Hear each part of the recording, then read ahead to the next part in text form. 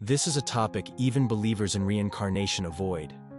Because if the soul truly lives many lives, then where is it between them? This video is not about death. It's about what happens before you're born. About the space almost no one remembers. The time that cannot be measured by clocks. The place where you are not a person, not a body, not a name. You are pure awareness, an observer, a traveler. Many people recall past lives, faces, feelings, or eras they've never studied, but almost no one remembers where they were before birth. Why? Because you can't remember it with the mind, only with sensation, only through dreams, flashes of strange images, or that sudden feeling of home, even though you've never seen that place before. This isn't mysticism.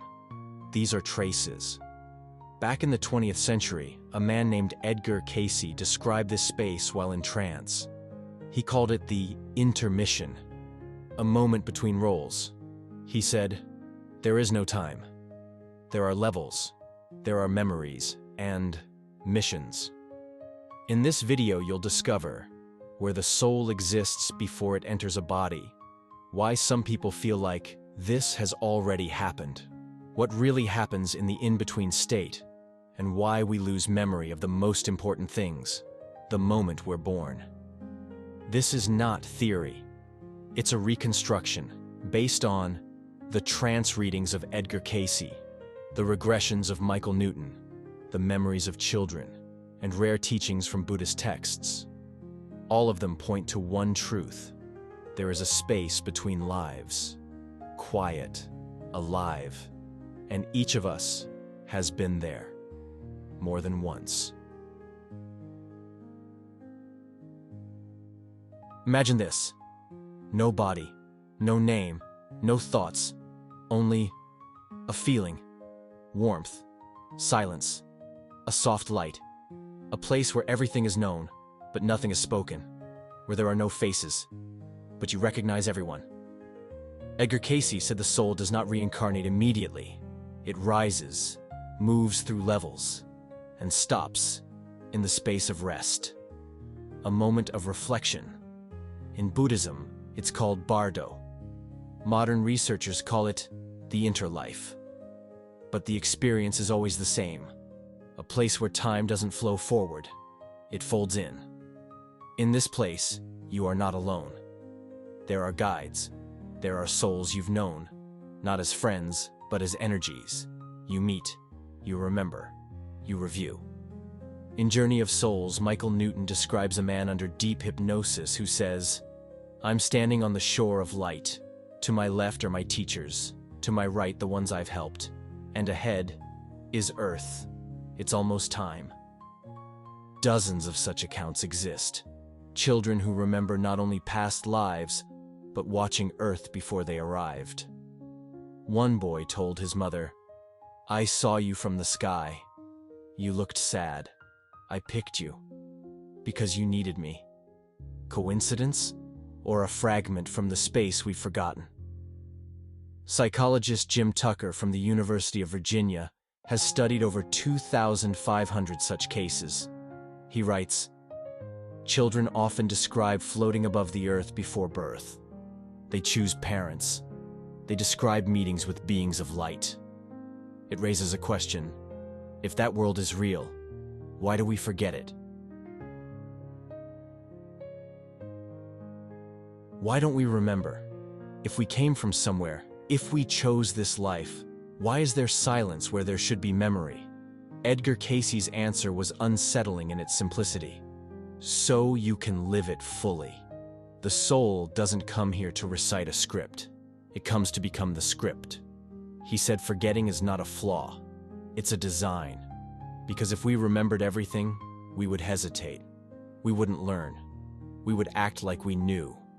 But the soul doesn't want performance. It wants transformation. In multiple regressions, subjects describe a moment before birth that feels like standing before a curtain, a veil. "I saw the life," said one woman. "I knew what was coming, but I stepped in anyway and forgot." Michael Newton's hypnosis transcripts are filled with similar moments. A soul watching Earth from a distance, guides preparing it for the fall into form, and then silence. The forgetting. "It's like diving into deep water," said one subject.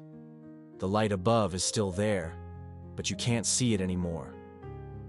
This forgetting is not erasure. It's temporary blindness. And the purpose? To find your way back with your own light. Edgar Cayce said the soul chooses the family, time, and body it needs, not for comfort, but for growth. He wrote, "The mother is not always new. Sometimes she is old to you, as old as eternity." Stories echo this across cultures, children saying things they shouldn't know. "You were my daughter before. I picked you because you were kind. I used to be big. Now I'm small again." They speak with clarity. Then it fades. Cayce described this moment as the soul submerging fully. The forgetting finalizes, and the journey begins. But sometimes, a fragment remains, a strange fear, an irrational love, a place that feels familiar.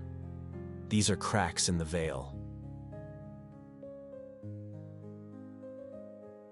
Cayce said the soul never enters life blindly. It chooses, not just where, but why. According to Cayce, 3 core forces shape the soul's choice. 1. Karma, unfinished experiences, not punishment, but continuity.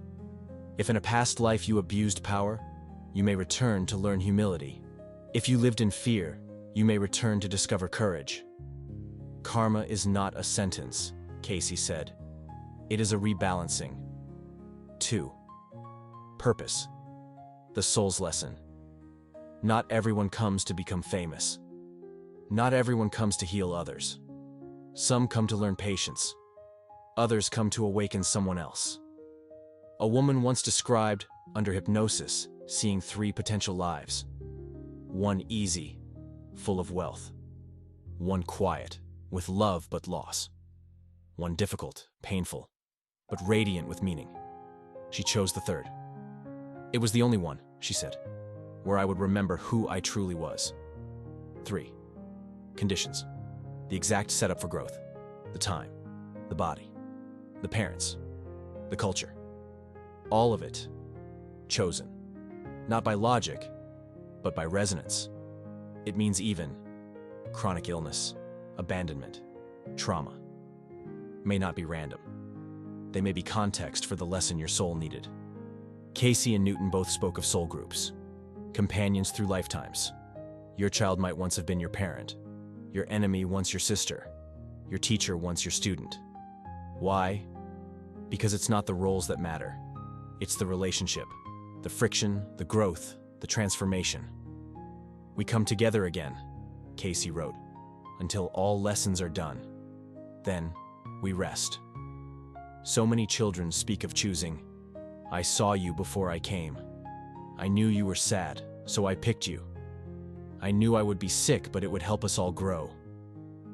They say these things without fear, and then they move on. They play, they forget. But their words stay. If the soul chooses and then forgets, what brings it back? Sometimes it's pain, sometimes it's love, but often it's loss. The soul begins to remember through contrast. Michael Newton's patients describe a surge of memory in moments of deep grief or in near-death experiences. "I remembered the place with no walls," said one man. "I remembered the silence that knew everything." Cayce said the soul doesn't enter the body in a single moment. It gradually aligns. That's why infants seem disoriented. Toddlers talk about past lives. Certain places feel like home. Certain people feel like you've known them forever. These are soul-level resonances, not memories of the brain, but echoes in the field. Cayce warned, if you remembered who you were, you'd never become who you came to be. The forgetting is the veil.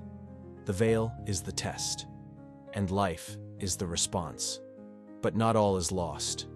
Sometimes, in dreams, déjà vu, deep meditation, something breaks through. A flash, a voice, a moment where time bends, and you remember. This isn't just spiritual poetry. It's a pattern, described across Buddhist bardo teachings, Cayce's trance readings, Newton's hypnosis research, and children around the world. They all describe a place before birth, a choice, a mission, a forgetting, a faint remembering. The final question is not, is this real? It is. Why does it feel like I've always known? If you've ever felt, I've been here before, this person feels like home. This isn't my first time. You're not imagining it, you're remembering. You're remembering the space between lives, the place where you chose, you loved, you planned, and you waited. Because before you were a name, before you had a story, you were a soul.